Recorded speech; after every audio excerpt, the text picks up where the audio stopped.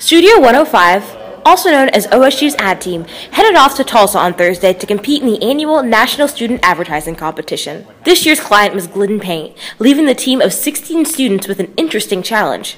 Tori Forrest, the creative director of the team, says she was not expecting such a wild card as a client.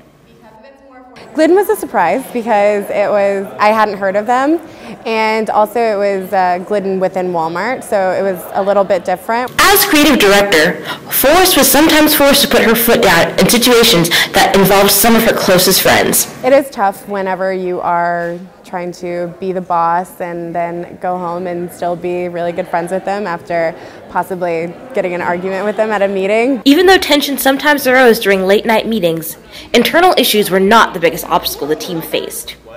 So some of our biggest obstacles were the last-minute changes, and we completely redesigned our book with a week left to turn into the printers.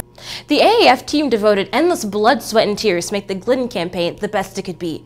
To put it all in perspective, the team met about 5 times a week for 6 months straight for about 5 hours each meeting. That's about 276 hours combined, making that 39 days total.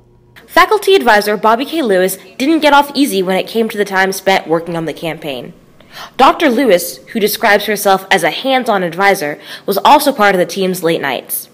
Very hands-on kind of advisor, and so I was in the lab helping them late at night. I was a part of their group text, and I was answering texts that, from my bed at 3 o'clock in the morning. Luckily, all of the hard work paid off for the team. The team came in 3rd place in its region, beating out schools like Texas Tech and Texas A&M.